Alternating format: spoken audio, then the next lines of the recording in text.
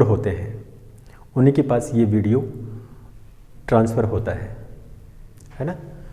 ये एक प्रकार से बेसिक नॉलेज के लिए क्लास है। और बेसिक नॉलेज ये है कि रीट में अपने जो क्वेश्चन होते हैं वो भाषा से संबंधित जो प्रश्न होते हैं उनके बारे में हम थोड़ा सा एक्सप्लेन करेंगे। और रीट में व्याकरण से संबंधित आपके एग्ज़ाम में कम से कम 15 या 16 नंबर के क्वेश्चन आते हैं हिंदी व्याकरण के, और बाकी 14 या 15 क्वेश्चन वो हिंदी की शिक्षण विधियों से संबंधित होता है। चाहे आप संस्कृत लैंग्वेज को ले लो या फिर हिंदी लैंग्वेज को ले लो, किसी भी लैंग्वेज को ले लो, उसमें 15 नंबर का व्याकरण होता है और 15 नंबर का ये शिक्षण विधियाँ। आगे पीछे हो सकता है, 15 या 16 नंबर आगे पीछे हो सकते हैं, है ना। तो ज़्यादा वेटेज दोनों ही रखता है। तो आज हम हिंदी व्याकरण की बात करें तो हिंदी व्याकरण में रीट का जो सिलेबस है, रीट का जो सिलेबस है, चाहे रीट लेवल 1 का ले लो या फिर लेवल 2 का ले लो, रीट लेवल 1 या 2, इसमें हम बात करेंगे, भाषा की बात करेंगे। और भाषा अपनी है मुख्य रूप से हिंदी है।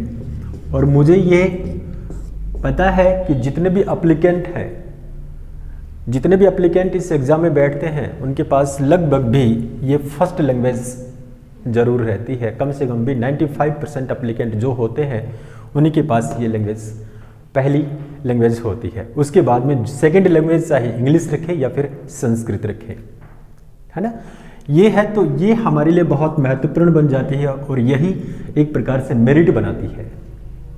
मेरिट में योगदान भी इसी का है क्योंकि बहुत सारे एप्लीकेंट हैं वो हिंदी लैंग्वेज को अच्छी तरह से पढ़ते हैं और उनको बेसिक नॉलेज उनको पता ही होता है, लेकिन उनको ये नहीं पता होता है कि कंपटीशन एग्जाम में किस प्रकार से हमसे प्रश्न पूछे जाते हैं। ये उनको पता नहीं, केवल एक प्रकार का ढर्रा उनके सामने चल पड़ा, उन्हीं का वो अनुकरण करते हैं। वो ये देखते हैं कि हाँ अब की बार इस प्रकार का प्रश्न आया है, भाषा से संबंधित इस प्रकार का प्रश्न आया है, तो हम उसी प्रकार के प्रश्न रटने शुरू कर दें। लेकिन लैंग्वेज जो भी होगी उसमें रटने वाली विद्या हमारे काम बिल्कुल भी नहीं आने वाली। लैंग्वेज चाहे कैसे भी हो, किसी भी प्रकार की लैंग्वेज हो, उसमें क्वेश्चन किसी भी प्रकार से बन सकता है, उसके एग्जाम्पल किसी भी प्रकार से हमारे सामने आ सकते हैं। क्यों आ सकते हैं? विशेषकर हम हिंदी लैंग्वेज की बात करें तो हिंदी लैंग्वेज एक अथाह शब्दों का भंडार है जिसकी कोई गिनती ही नहीं, बहुत सारे शब्द बनते हैं और बिगड़ते हैं। तो हिंदी लैंग्वेज जो है वो ऐसी लैंग्वेज बन जाती है कि इसमें प्रश्न किसी भी प्रकार का हमसे पूछा जा सकता है। आपके पास जितने भी व्याकरण है, व्याकरणों में किसी भी प्रकार के क्वेश्चन क्यों ना हो, वो क्वेश्चन ऑथेंटिक नहीं है, उसमें भी गलतियां हमें मिल ही जाती हैं। तो इस लैंग्वेज को पढ़ने के लिए हमारे पास सबसे पहले क्या होना चाहिए? हमारे पास सबसे पहले लैंग्वेज का सिलेबस होना चाहिए कि आपका सिलेबस क्या कहता है। रीट लेवल 1 और रीट लेवल 2 का सिलेबस लैंग्वेज में किस प्रकार से बना हुआ है वो आपको कन्फर्म याद होना चाहिए। अगर वो याद हो जाता है उसके बाद में हम लैंग्वेज को पढ़ना शुरू करते हैं। आपको मैं बताना चाहूँगा कि आपका जो सिलेबस है रीट लेवल 1 और 2 का जो सिलेबस है उस सिलेबस में पहला टॉपिक ये है शब्द विचार। आपका सिलेबस यहीं से शुरू होता है, शब्द विचार से शुरू होता है। किससे? शब्द विचार। शब्द विचार इसका मतलब है व्याकरण की दूसरी इकाई या व्याकरण का दूसरा अंग है। कौन सा अंग है? दूसरा अंग है, ठीक है। और इससे पहले वाला अंग कौन सा है? इससे पहले वाला अंग है वो है वर्ण, ठीक है। आपको मैंने पहले भी बताया था कि वर्ण व्याकरण की सबसे छोटी इकाई है और सबसे पहली इकाई है, या व्याकरण का पहला अंग ये वर्ण है। वर्ण ही एक प्रकार से ध्वनि है, वर्ण ही एक प्रकार का स्फोट है, वर्ण ही एक प्रकार की आवाज है। तो ये भाषा की सबसे छोटी इकाई हो गई और मौखिक रूप से यह इकाई कौन सी हो गई? ध्वनि हो गई, और लिखित रूप में ये वर्ण हो गया। और वर्ण हमारे सामने दो प्रकार के हुए, एक कौन सा? स्वर, और दूसरा है व्यंजन। ये दो प्रकार के वर्ण है। और इन्हीं का जब योग करेंगे, आपस में संयोग करेंगे, तब जाकर के व्याकरण का दूसरा अंग बनेगा, वो है शब्द। ठीक है, आपका सिलेबस यहां से शुरू होता है शब्द विचार से, और शब्द विचार में आपके सिलेबस में क्या क्या दिया गया है वो देखिएगा। आपके सिलेबस में है तत्सम, तत्सम, दूसरा है तद्भव, फिर है उपसर्ग, फिर है प्रत्यय है, फिर है आपके सिलेबस में संधि विच्छेद है, फिर है आपके सिलेबस में समास है, फिर छोटे छोटे अंग आ जाते हैं, जैसे संज्ञा होगी, सर्वनाम हो गया, विशेषण हो गया, अवयव हो गया, और क्रिया विशेषण हो गए। ये व्याकरण के मेन पॉइंट आपके शब्द विचार में शामिल हो जाते हैं। और आपका सिलेबस ये कहता है कि दिए गए गद्यांश में से निम्न की पहचान करनी है। पहला भाषा का पहला पॉइंट है वो ये लिखा हुआ है, उसमें ये लिखा हुआ है शब्द विचार, और शब्द विचार के आगे ये लिखा हुआ है कि दिए गए गद्यांश में से निम्न की पहचान करना है, और वो पहचान इनके रूप में है, किसी के रूप में भी है। दो भाग है उसमें। दो भाग का मतलब ये हो गया कि पहला भी गद्यांश है और दूसरा भी गद्यांश है। पहले गद्यांश में 5 क्वेश्चन है, तो दूसरे गद्यांश में भी कितने क्वेश्चन होंगे? 5 क्वेश्चन होंगे। तो दोनों गद्यांश मिलकर के आपके सिलेबस में 10 क्वेश्चन वो बना देता है। और 10 क्वेश्चन किनसे संबंधित है? इनसे संबंधित है। और ये क्या है? ये सारे क्या हैं? ये सारे क्या हैं? ये सभी शब्द हैं। और शब्द हम उसे ही कहेंगे जो शाब्दिक अर्थ निकाल रहा हो, उसे ही हम शब्द कहेंगे। अगर वो शाब्दिक अर्थ नहीं या सार्थक अर्थ नहीं निकालता है तो वो शब्द नहीं कहलाएगा। समझ गए? शब्द वो निरर्थक शब्द तब कहलाएगा जब कोई सार्थक शब्द होगा। सार्थक शब्द होगा, इसके बाद में अगर कोई निरर्थक शब्द आ रहा है, क्या आ रहा है? निरर्थक शब्द आ रहा है, तो भी वो शब्द ही माना जाएगा। जैसे एक एग्जाम्पल लेता हूं आपके सामने, ये मैंने ले लिया चाय। चाय क्या है? चाय एक पीने का पेय है जिसको हम रोजमर्रा में इसका उपयोग करते हैं। अब इसके बाद में मैंने लिख दिया चाय वाय। अब ये वाय, इसका कोई अर्थ नहीं निकलता है, ये निरर्थक शब्द है, निरर्थक शब्द है, लेकिन हम रोजमर्रा में इसका दैनिक बोलचाल में इसका उपयोग करते हैं। अरे चाय वाय तो पीकर जाना। चाय का तो शाब्दिक अर्थ निकला है, लेकिन वाय का कोई अर्थ नहीं निकला है। इसका मतलब ये निरर्थक है, ये सार्थक है, दोनों एक साथ आते हैं, तो ये भी एक प्रकार से अर्थ निकालता है। ठीक है, अब बात करें, ये अपना जो सिलेबस ये शब्द विचार से जुड़ा हुआ है, ये शब्द विचार को जानना बहुत जरूरी है, क्योंकि यही व्याकरण का तीसरा अंग बना देता है, जिसका नाम है वाक्य। ठीक है, अब देखेंगे हम ये शब्द विचार क्या है, ये शब्द आए कहां से, ये शब्द बनते कैसे हैं, इनके बारे में हमें जानना है। देखिए, अगर एक डायग्राम को आप अच्छी तरह से समझ जाएंगे तो आप ये मानिएगा कि व्याकरण का 90% जो पार्ट है आपके सिलेबस से जुड़ा हुआ है वो कंप्लीट हो जाएगा। केवल एक डायग्राम को आपको जानना है, और ये डायग्राम ही मैंने आप लोगों को बताने के लिए यहाँ इस बोर्ड के ऊपर रीड लेवल 1st और 2nd लेवल को लेकर के यहाँ एक्सप्लेन कर रहा हूँ। और ये डायग्राम देखिएगा,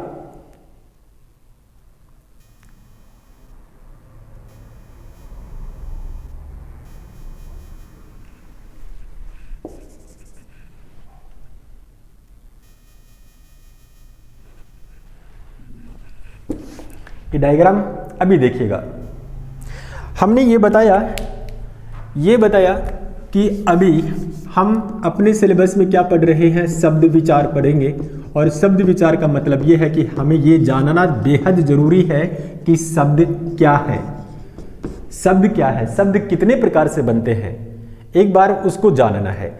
शब्द देखिए कैसे बने हैं। हमारा हिंदी व्याकरण ये कहता है कि शब्दों की जो संरचना है या शब्दों का जो निर्माण हुआ है वो मुख्य रूप से 4 प्रकार से हुआ है। कितने प्रकार से हुआ है? 4 प्रकार से शब्दों का निर्माण हुआ है। वो शब्द कैसे बने हैं वो देखिएगा। एक तो है, हमारे व्याकरण ये कहता है कि उत्पत्ति के आधार पर शब्द बने हैं, आधार पर शब्द भी बने हैं। अब उत्पत्ति का मतलब क्या है? इसको जानना है।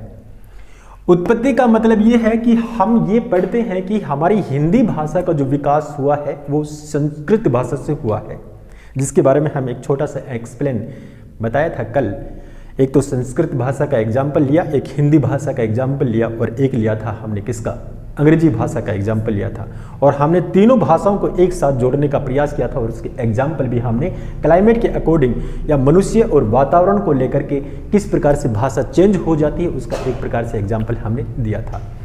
अब देखिएगा, यही उत्पत्ति का मतलब है संस्कृत भाषा।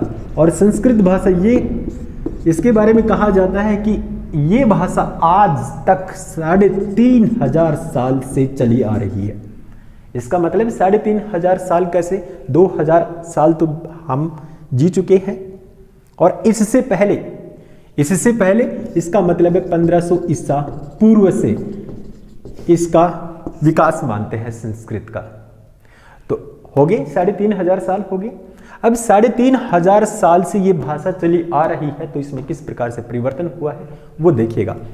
देखिए, मैंने सबसे पहली क्लास में ये बताया था कि संस्कृत सबसे पुरानी भाषा है और ये समय के अनुसार बदलती रही है। कैसे बदली है वो देखिए। समय चेंज हुआ, लोगों ने इसमें परिवर्तन कर दिया।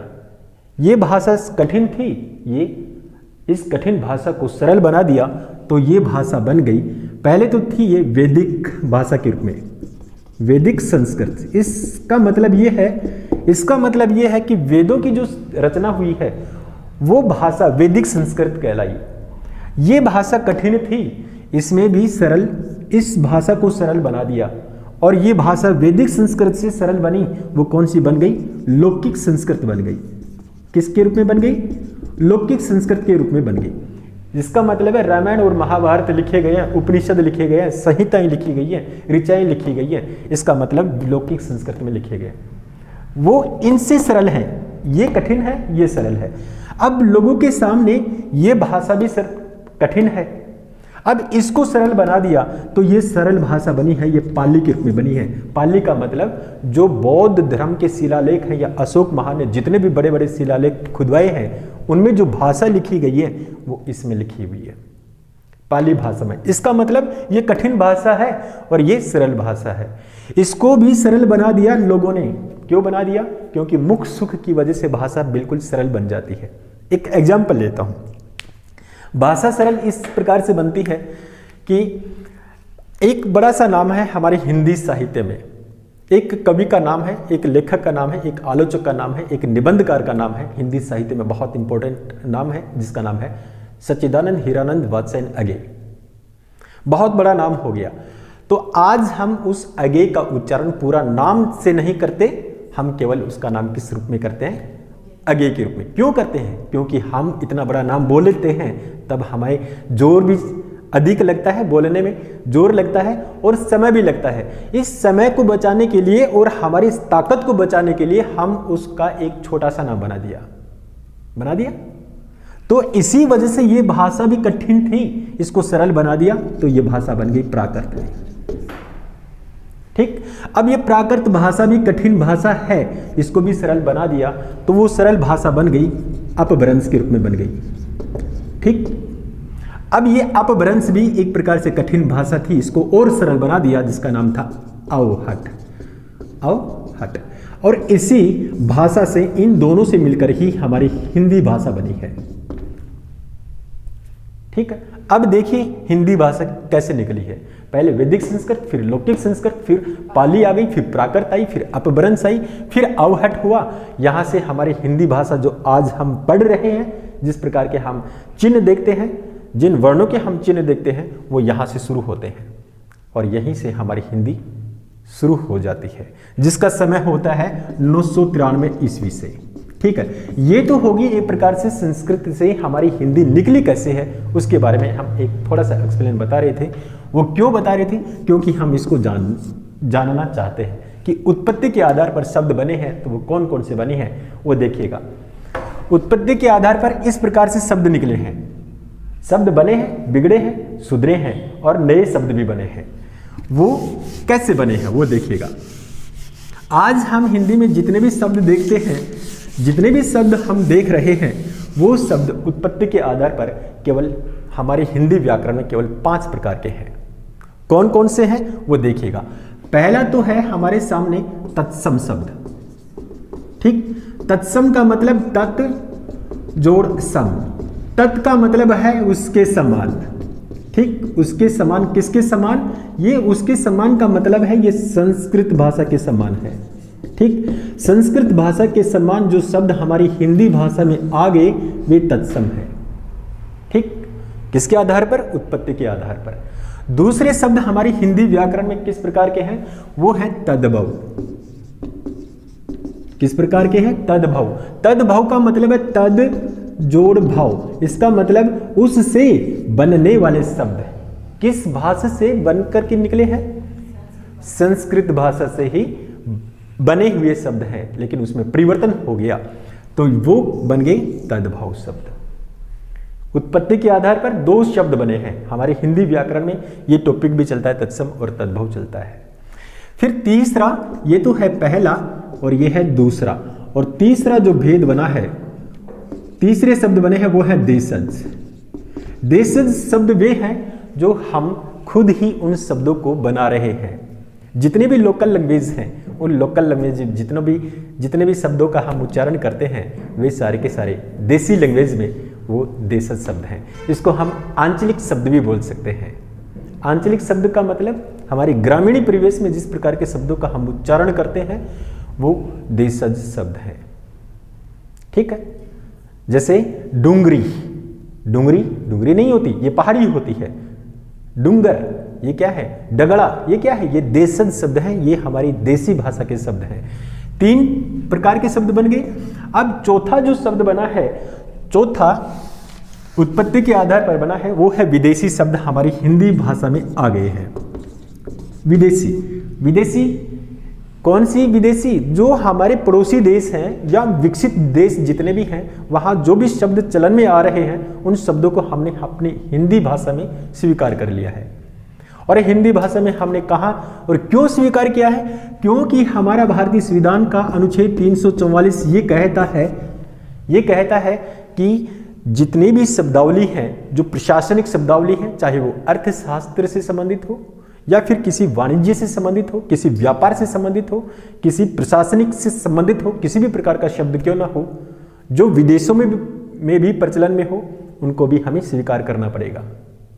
ये 344 अनुच्छेद कहता है। इसी के आधार पर हमने बहुत सारे शब्द ऐसे हैं जो हिंदी भाषा में विदेशी भाषाओं को अपना लिया है। जैसे आजकल हम रोजमर्रा की बोलचाल में हम बहुत सारे शब्द ऐसे इस्तेमाल करते हैं जो अंग्रेजी भाषा से जुड़े हुए हैं। जैसे ये पेन हो गया, ये बोर्ड हो गया, मोबाइल हो गया, लाइट हो गई, फैन हो गया। ये जितने भी शब्द हैं ये अंग्रेजी भाषा से हैं। कुछ एक शब्द हैं वो ऐसे हैं जो चीनी भाषा से हैं, पुर्तगाली भाषा के हैं। ऐसे करके विदेशी भाषाओं के भी बहुत सारे शब्दों का इस्तेमाल हम करने लगे हैं। जैसे हॉस्पिटल हो गया, डॉक्टर हो गया, इसको लेकर के हम अपनी हिंदी भाषा में ये औ आगत स्वर को भी ग्रहण कर लिया है। ये तो हो गया 4 प्रकार का शब्द हो गया उत्पत्ति के आधार पर। फिर 5वां जो शब्द है वो है संकर। आप इसे संकर बोल सकते हैं या फिर मिश्रित शब्द बोल सकती हैं। मिश्रित या संकर का मतलब 2 भाषाओं के योग से मिलकर के बनने वाले शब्द हैं। 2 भाषा, चाहे उसमें एक विदेशी शब्द भी हो सकता है या फिर कोई देशी शब्द भी हो सकता है। एक एग्जाम्पल देता हूं, जैसे रेलगाड़ी है, ऐसे शब्दों को हम बहुत बार इस्तेमाल करते हैं। मालगाड़ी है, ये जो शब्द हैं ये क्या है? ये 2 भाषाओं के योग से मिलकर के बने हैं। इसका मतलब रेल तो है अंग्रेजी भाषा का शब्द है और गाड़ी है ये हमारा देशी शब्द है। ये हो गया ना, 2 भाषाओं के योग से मिलकर के बनने वाला जो शब्द है ये संकर हो गया, मिश्रित हो गया। तो इस प्रकार से पहले प्रकार के जो शब्द बने हैं वो हमारी हिंदी व्याकरण में तत्सम है, तद्भव है, देशज है, विदेशी है और संकर शब्द है। ये 5 शब्द ऐसे हैं जो किससे बने हैं? उत्पत्ति के आधार पर ये शब्द बने हैं। ठीक है, और ये शब्द हमेशा शब्द किन के योग से बनते हैं? शब्द हमेशा केवल 4 प्रकार से ही बनते हैं। शब्द हमेशा 4 प्रकार से ही बनेंगे। शब्द निर्माण की जो प्रक्रिया है केवल हमारे हिंदी व्याकरण में 4 प्रकार से ही बनेंगे। कैसे बनेंगे? या तो संधि के योग से शब्द बनेंगे, पहला। दूसरा, शब्दों की जो रचना होगी, या समास के योग से शब्द बनेंगे। अगर इनके योग से नहीं बनते हैं तो शब्द या तो उपसर्ग के योग से बनेंगे, और चौथा बनेगा प्रत्यय के योग से बनेंगे। तो हमारी हिंदी भाषा में केवल ये 4 ही प्रक्रिया ऐसी है जिनके योग से हम शब्द बना सकते हैं, और इन्हीं के योग से हमारे शब्द बनते हैं। ये जो शब्द बने हैं तत्सम, तद्भव, देशज, ये जितने भी हैं वो इनके योग से ही शब्द बनते हैं। ठीक है, तो अब देखिएगा ये जो शब्द बने हैं ये उत्पत्ति के आधार पर हमारी हिंदी भाषा में ये 5 प्रकार के शब्द हैं जो हमारे सामने ये हैं। ठीक है, अब देखिएगा कि ये 2 शब्द ऐसे हैं जो हमारे सिलेबस में, 2 टॉपिक ऐसे हैं जो हमारे सिलेबस में, तत्सम और तद्भव, ये हमारे टॉपिक में है। और इसका जो टॉपिक दिया गया है, जितने भी मार्केट में आप बुक्स लेके आएंगी उसमें जो एग्जाम्पल है, तत्सम शब्दों के एग्जाम्पल है, तद्भव शब्दों के एग्जाम्पल है, उसके बहुत सारे लंबे लंबे उदाहरण दिए गए हैं। वो सारे उदाहरण हमें याद नहीं हो सकते, और कोई भी लैंग्वेज हो, किसी भी प्रकार का शब्द हमसे पूछा जा सकता है ना, उसके बारे में हमें नॉलेज होना चाहिए। वो हमें रट्टे, मतलब उनको हम रट्टे नहीं लगा सकते, किसी भी प्रकार के शब्द आ सकते हैं। बस एक कॉमन सेंस ये होना चाहिए कि तत्सम और तद्भव शब्दों की छटनी हम किस प्रकार से करें, ये जानना जरूरी बन जाता है। तो तत्सम का मतलब क्या हो गया? संस्कृत जैसे शब्द, या संस्कृत के शब्द, या संस्कृत भाषा जैसे शब्द है। और तद्भव का मतलब वे शब्द जो संस्कृत से बिगड़ करके उसका रूप सुधार हो गया है, या उन शब्दों में हमने परिवर्तन कर दिया है।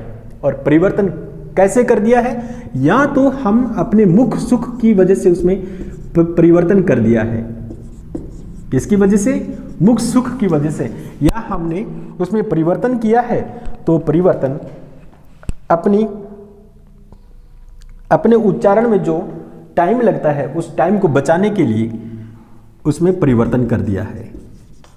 अगर इस प्रकार की कंडीशन संस्कृत के शब्दों के साथ लागू होती है तो समझ लेना कि वे सारे के सारे शब्द तद्भव के ही होंगे। ठीक है, इसकी बहुत मतलब 5-6 नियम ऐसे हैं जो इनकी हम छटनी कर सकते हैं। तत्सम के शब्द किस प्रकार के होते हैं और तद्भव के शब्द किस प्रकार के होते हैं, ये आगे की प्रक्रिया है, इसको हम बाद में देखेंगे।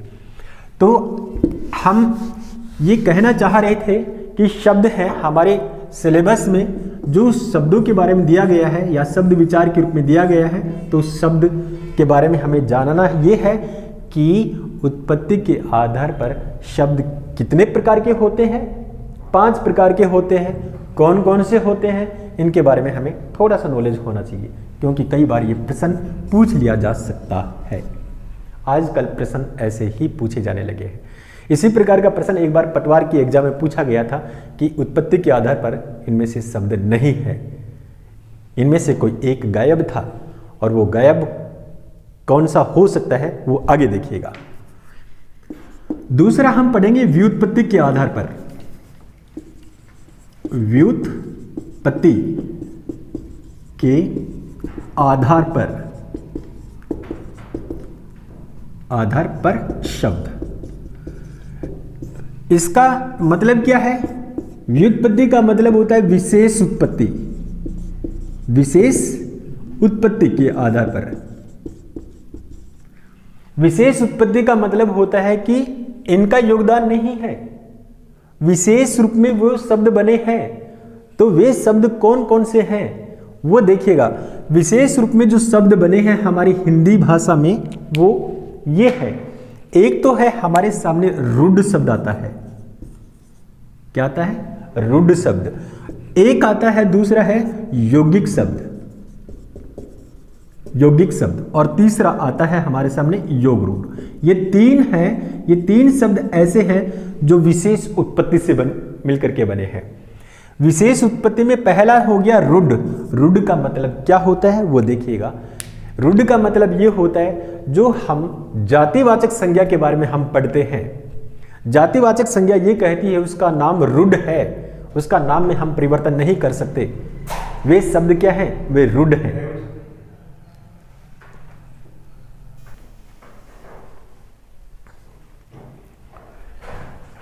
विशेष उत्पत्ति के आधार पर शब्द तीन प्रकार के हैं, रुड, यौगिक और तीसरा है योग रूढ़।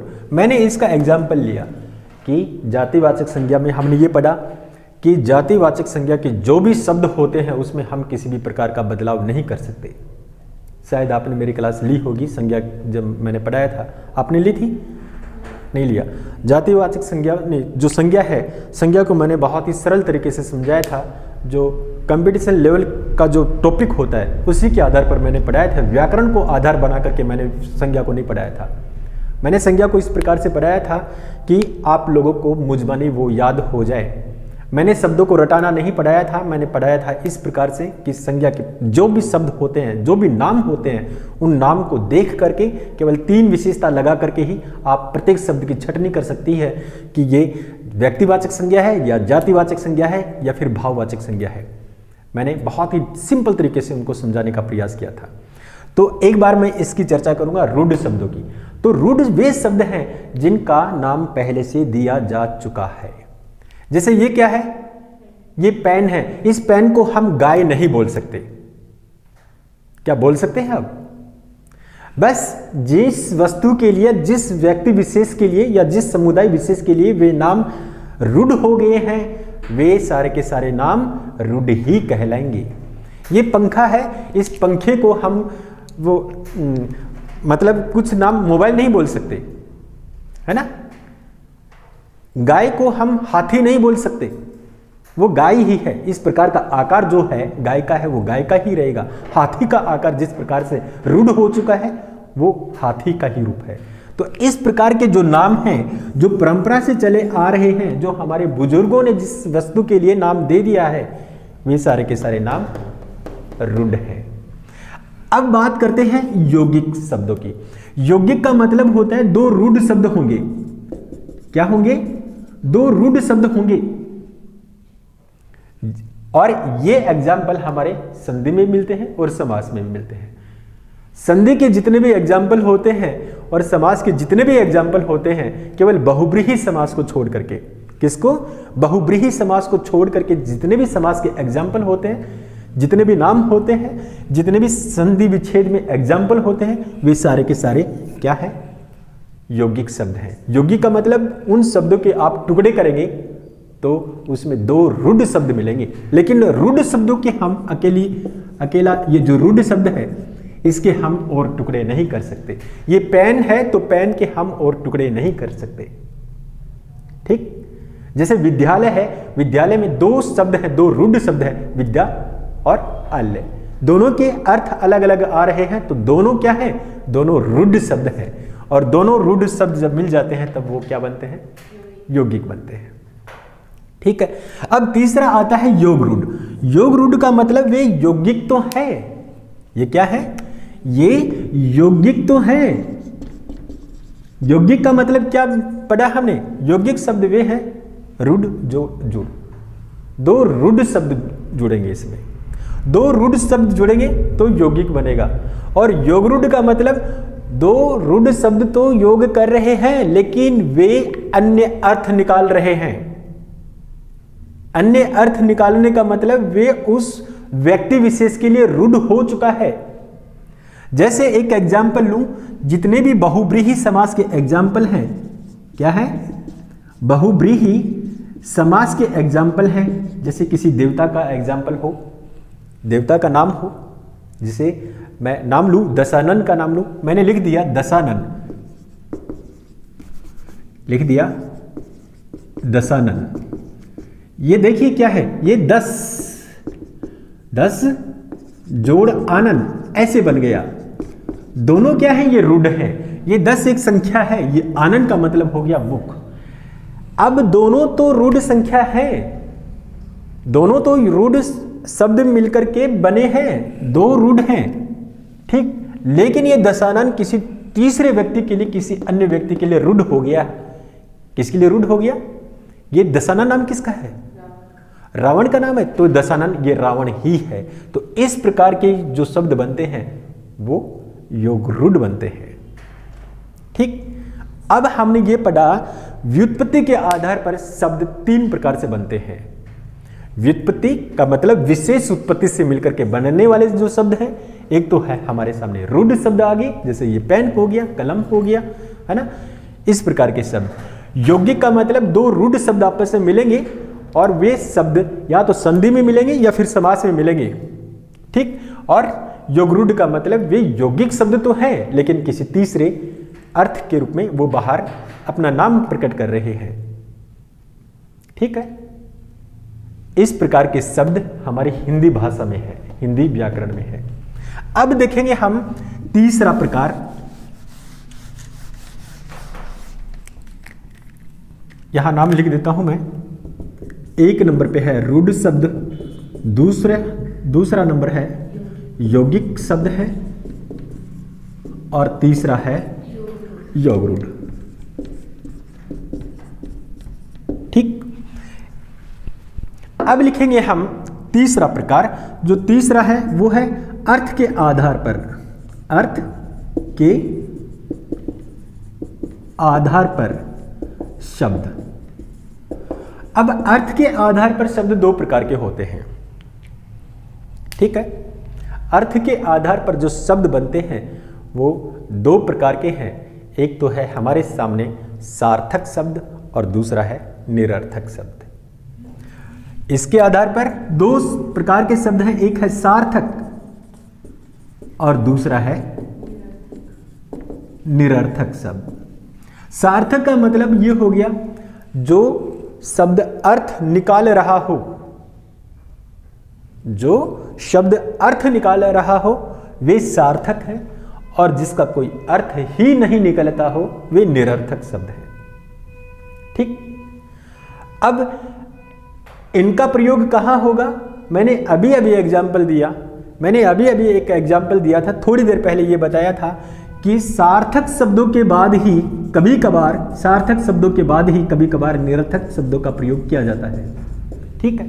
जैसे कपड़ा, लत्ता का कोई अर्थ नहीं निकलता। कपड़ा का अर्थ है, कपड़ा एक अपना सार्थक अर्थ निकाल रहा है, लत्ता तो नहीं निकाल रहा ना। पानी, वाणी, पानी का तो अर्थ है, उसका तो अर्थ हमें पता है, लेकिन वाणी का कोई अर्थ नहीं निकलता। वाणी क्या है? निरर्थक शब्द है। चाय, वाय, चाय का तो अर्थ हमें पता है, चाय क्या है, लेकिन वाय का कोई अर्थ नहीं निकलता। तो कहने का मतलब है अर्थ के आधार पर जो शब्द निकलते हैं वे 2 प्रकार के हैं, एक है सार्थक शब्द और एक है निरर्थक। तो सार्थक शब्दों के बाद ही इनका प्रयोग किया जाएगा और कभी भी पहले निरर्थक शब्दों का प्रयोग नहीं होता। अगर पहले निरर्थक शब्दों का प्रयोग होता है तो समझ लेना कि वे शब्द गलत है, ठीक है। अब देखिएगा, अब चौथा जो प्रकार है, वो चौथा प्रकार हमारे सामने आता है, वो है विकार के आधार पर शब्दों के, विकार के आधार पर शब्द। ये है विकार का मतलब, आप ये मानिएगा, विकार का मतलब ये है बदलाव या परिवर्तन। इसका मतलब क्या है? बदलाव या परिवर्तन है। किसमें परिवर्तन? किसमें परिवर्तन होगा? शब्दों में परिवर्तन होगा। और इसके आधार पर हमारे हिंदी व्याकरण में 2 प्रकार के शब्द हैं। 2 प्रकार के शब्द हैं। पहला है विकारी शब्द, विकारी शब्द है, और दूसरा है अविकारी शब्द, ठीक है। 2 प्रकार के शब्द हैं। हम क्या पढ़ रहे हैं? हम शब्द विचार पढ़ रहे हैं। शब्द किस प्रकार से बनते हैं? शब्द हमारे सामने हिंदी व्याकरण में 4 प्रकार के शब्द हैं और यही आपके सिलेबस में है। आपका रीट का जो सिलेबस है, पूरा का पूरा रीट का सिलेबस ये 4 लाइनों में खत्म हो जाता है, चाहे रीट लेवल फर्स्ट हो या फिर रीट लेवल सेकंड हो। पूरा है एसआई तो वो अलग है, एसआई में भी ये टॉपिक सारा ही है। एसआई में तो पूरा का पूरा व्याकरण है, एक प्रकार से मैं रीट के बारे में बता रहा था, और बाकी व्याकरण तो सारा का सारा यही है। आप ये मानिएगा कि हमारी हिंदी व्याकरण का जो भाग है, जितना भी भाग है उसका 80% भाग है वो शब्द विचार में शामिल हो जाता है। 80% भाग किसमें? शब्द विचार में। 10% भाग है वो आपका वर्ण विचार है, ठीक, और 10% भाग है वो आपका वाक्य है। ये है, हो गया 100%। व्याकरण का पूरा भाग 100% हो गया। 80% भाग किसका है? शब्द विचार का है। 10% व्याकरण का पहला अंग वर्ण विचार, और 10% किसका है? व्याकरण का तीसरा अंग वाक्य। तो सबसे बड़ा पार्ट यही है। अगर हम इसको नहीं जानेंगे तो आप ये मानिएगा आपका व्याकरण बिल्कुल अधूरा है। अब देखिएगा, हमने ये बताया कि विकार या परिवर्तन के आधार पर जो शब्द बनते हैं वो हमारे सामने 2 प्रकार के शब्द हैं। अब वो 2 प्रकार के शब्द कौन कौन से हैं? पहला तो है हमारे सामने विकारी शब्द और दूसरा है अविकारी शब्द है। अब इनको जानना जरूरी है, विकारी शब्द क्या होते हैं और अविकारी शब्द क्या होते हैं। ठीक है, इसको जानेंगे। अब देखिएगा,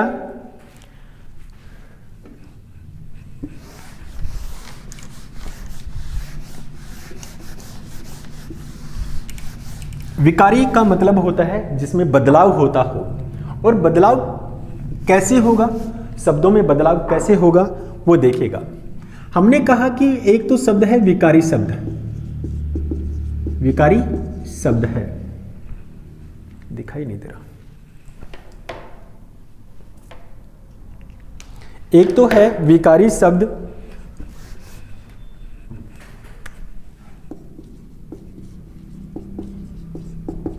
विकारी शब्द। विकारी का मतलब होता है जिसमें बदलाव होता हो या परिवर्तन हो गया हो, बदलाव हो गया हो या परिवर्तन हो गया हो, वे सारे के सारे शब्द क्या कहलाएंगे? विकारी शब्द कहलाएंगे। लेकिन ये विकारी शब्द कब बदलेंगे? इनमें सब मतलब शब्दों में बदलाव कब होगा ये भी जानना है। शब्द इनमें जो बदलाव होगा वो केवल 4 वजह से ही बदलाव होगा। वो कैसे होगा? या तो लिंग की वजह से शब्द में हम बदलाव कर देंगे या परिवर्तन कर देंगे, या हम वचन की वजह से शब्दों में बदलाव कर देंगे, या हम काल की वजह से बदलाव कर देंगे, या फिर हम कारक की वजह से शब्दों में बदलाव कर देंगे। शब्दों में जो परिवर्तन होता है, क्या शब्दों में जो परिवर्तन होता है वो केवल 4 वजह से ही परिवर्तन होगा। शब्द क्या है? एक प्रकार से शब्द वे है जो संज्ञा का ही रूप होगा। आप ये मान के चलिएगा कि संज्ञा एक प्रकार से नाम है। इसका मतलब क्या है? ये नाम है। जितने भी शब्द हैं हमारे सामने वो सारे के सारे क्या है? संज्ञा के शब्द हैं। समझ गए? इस संसार में केवल 4 प्रकार के ही नाम हैं। इस संसार में केवल 4 ही प्रकार के नाम हैं जो संज्ञा की परिभाषा में लिखा हुआ है। और संज्ञा की परिभाषा क्या कहती है? किसी व्यक्ति या प्राणी, किसी वस्तु, किसी स्थान और किसी भाव या दशा या अवस्था के नामों का बोध करवाने वाले शब्द ही क्या कहलाते हैं? संज्ञा कहलाते हैं। तो आप ये मान के चलिएगा कि इस ब्रह्मांड में या इस ऑल ओवर वर्ल्ड में केवल 4 प्रकार के ही नाम हैं, इसके अलावा और कोई नाम नहीं हो सकता। अगर इनके नामों में परिवर्तन होगा तो केवल इनकी वजह से होगा। ठीक, कैसे होगा? शब्द ले लिया मैंने लड़का, आप इसका लिंग परिवर्तन कर दीजिए, इसमें बदलाव आ गया, हो गया, लड़का से लड़की हो गया। आप उसमें वचन बना दीजिए, एक वचन से बहुवचन बना दीजिए, लड़का लड़के, क्या परिवर्तन हुआ कि नहीं? ऐसे जो भी संज्ञा के शब्द हैं, जितने भी नाम हैं, उन नामों में हम परिवर्तन कर सकते हैं। इन 4 वजह से कर सकते हैं। काल में परिवर्तन, वह जाता है, वह जाता था, हो गया परिवर्तन। राम ने रावण को मारा, राम ने रावण को मारा होगा, हो गया कारक। इसमें कारक विभक्तियों का अगर हम परिवर्तन कर देंगे तो हो गया, परिवर्तन हो जाता है। तो कहने का मेरा मतलब यह है कि जितने भी विकारी शब्द हैं उन विकारी शब्दों में हम 4 प्रकार से परिवर्तन कर सकते हैं और ये 4 घटक ये हैं हमारे सामने। ठीक, अब ये विकारी शब्द कौन कौन से हैं वो देखना है। विकारी शब्द ये हैं, 1 नंबर पे हमारे सामने विकारी शब्द आएगा वो है संज्ञा, विकारी शब्द है। दूसरा ये है पहला, दूसरा विकारी शब्द है सर्वनाम, ठीक है। और तीसरा जो विकारी शब्द है वो है विशेषण, और चौथा विकारी शब्द है क्रिया, ठीक है। विकारी शब्दों में हमारी हिंदी व्याकरण में केवल ये 4 भाग ही होते हैं जिसमें हम लिंग, वचन, काल और कारक की वजह से इन चारों में परिवर्तन कर सकते हैं। तो इसलिए विकारी शब्द तो हो गए कौन से? विकारी शब्द तो हो गए ये 4 शब्द हो गए। तो प्रश्न बनता है कि इनमें से विकारी शब्द है, इनमें से विकारी शब्द नहीं है, किसी भी प्रकार से पूछा जा सकता है। तो हमें पता होना चाहिए विकारी शब्द कौन से हैं। संज्ञा है, सर्वनाम, विशेषण और क्रिया है। अब देखिए ये विकारी शब्द कैसे हैं, क्योंकि हमने ये कहा कि इस जितने भी नाम होंगे वे केवल संज्ञा के ही होंगे, ठीक है।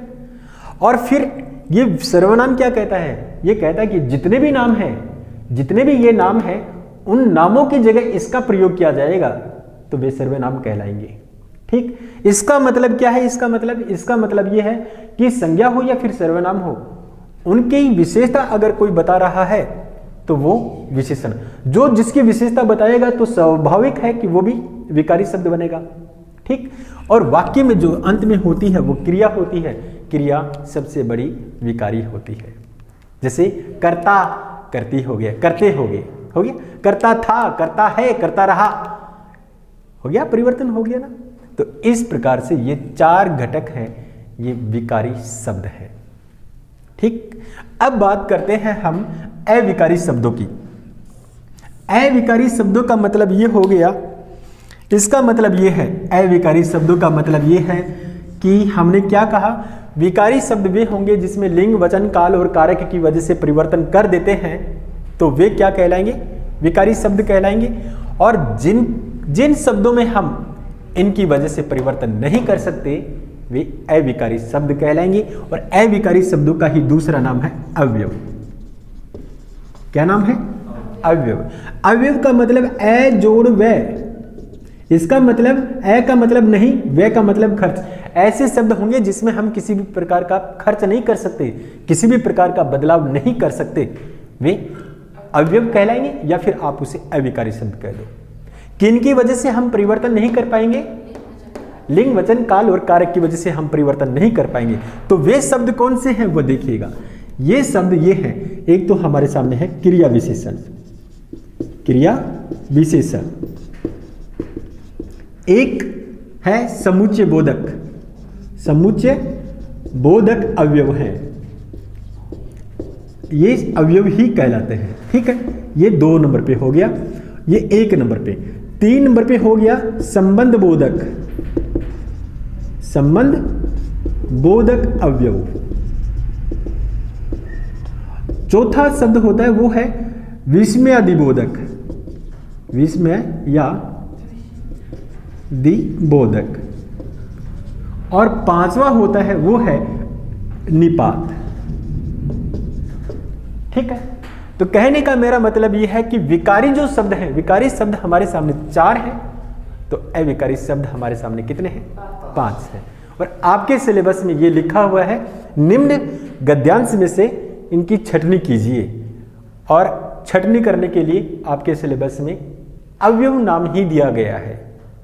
क्या नाम दिया गया है?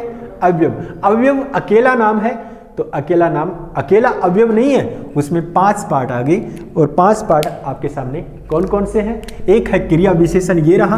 दूसरा है समुच्चय बोधक अवयव, ये रहा। तीसरा है कौन सा, संबंध बोधक अविकारी शब्द हो गया। चौथा कौन सा है, विस्मयादि बोधक अवयव हो गया। और 5वां कौन सा है, वो निपात हो गया। तो इस प्रकार से हमारे सिलेबस में रीट लेवल फर्स्ट में और रीट लेवल सेकंड में इस प्रकार के शब्द दिए गए हैं।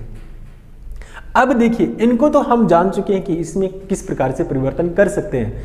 अब इसके एग्जाम्पल देखिए, ये क्या है, ये शब्द ऐसे हैं, ये सारे के सारे शब्द ऐसे हैं जो हम या तो किसी वाक्यों को जोड़ेंगे तब इसका प्रयोग करेंगे, या किसी संज्ञा के शब्दों को हम जोड़ेंगे तब इनका प्रयोग करेंगे, या फिर हम कोई आश्चर्य से किसी शब्द का उच्चारण कर रहे हैं तब इसका प्रयोग करेंगे, या फिर हम क्रिया से ठीक पहले उसकी विशेषता अगर हम बता रहे हैं तो ऐसे शब्दों का प्रयोग करेंगे। तो वे शब्द कौन से हैं वो देखिए, मैं और आप, मैं सर्वनाम, आप सर्वनाम है। इन दोनों को जोड़ने का कार्य कौन कर रहा है, और। क्या और में आप इनकी वजह से परिवर्तन कर सकते हैं? और को आप औरो बना सकते हैं, औरू बना सकते हैं, औरी बना सकते हैं? नहीं कर सकते ना।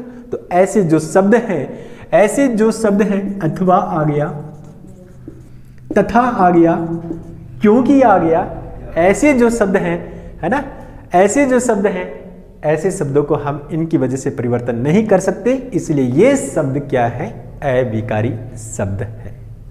ठीक, ये पूरा का पूरा चार्ट आपके सिलेबस में यो की यो दिया गया है कि शब्द विचार, पहला पॉइंट लिखा हुआ है शब्द विचार, और शब्द विचार के बाद में लिखा हुआ है दिए गए गद्यांश में से निम्न की पहचान कीजिए या करना।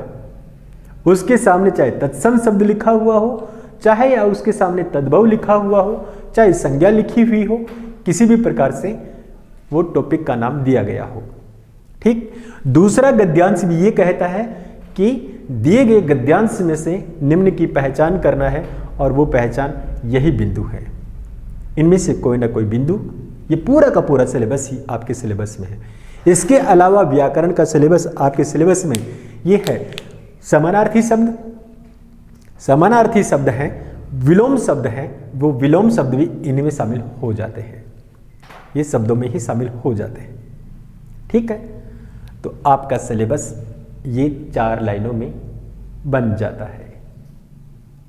ठीक है, तो शब्द कैसे बने हैं, शब्द कितने प्रकार के होते हैं। मुख्य रूप से व्याकरण में शब्दों की जो संरचना होती है वो कितने प्रकार से होती है, 4 प्रकार से। उत्पत्ति के आधार पर शब्द कौन कौन से बने हैं, तत्सम, तद्भव, देशज, विदेशी और संकर शब्द। व्युत्पत्ति के आधार पर शब्द कितने बने हैं, 3 शब्द बने हैं, रूढ़, यौगिक और योगरूढ़। ठीक, विकार के नहीं, फिर हमने बताया, तीसरा पार्ट बताया, अर्थ के आधार पर शब्द कितने प्रकार के हैं। अर्थ के आधार पर शब्द 2 प्रकार के हैं, एक है सार्थक शब्द और एक है निरर्थक शब्द। फिर हमने बताया शब्दों की संरचना का चौथा पार्ट होता है, वो है विकार के आधार पर शब्दों के प्रकार या शब्द। विकार के आधार पर हमने पढ़े वो कौन से हैं, एक तो विकारी शब्द और दूसरा है अविकारी शब्द। ठीक, विकारी शब्द में जिन शब्दों में लिंग, वचन, काल और कारक की वजह से परिवर्तन होता हो वे विकारी शब्द, और विकारी शब्द संज्ञा, सर्वनाम, विशेषण और क्रिया।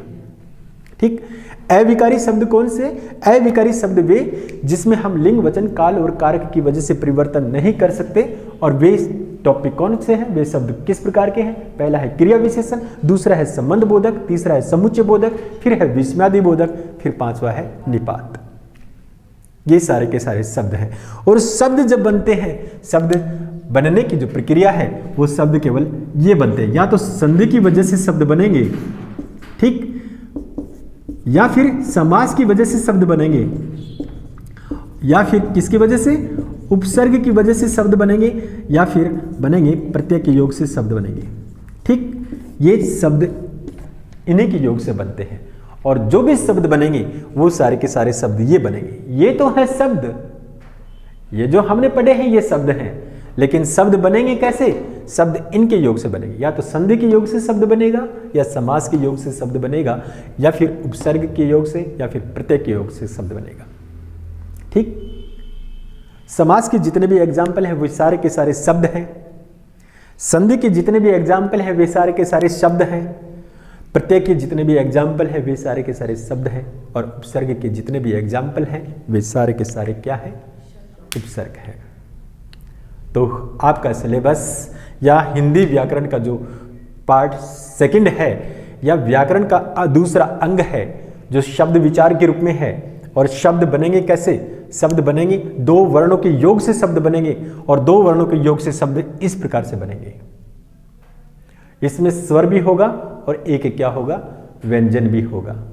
स्वर और व्यंजन जब आपस में योग करेंगे तब इसी की प्रक्रिया के आधार पर ये शब्द बनेंगे। ये तो है शब्द, ये क्या है, ये शब्द हैं। और शब्द बने कैसे हैं, शब्द संधि की वजह से बने हैं। शब्द कैसे बने हैं, समास की वजह से बने, उपसर्ग और प्रत्यय के योग से शब्द बने। केवल शब्द 4 प्रकार से ही बनते हैं।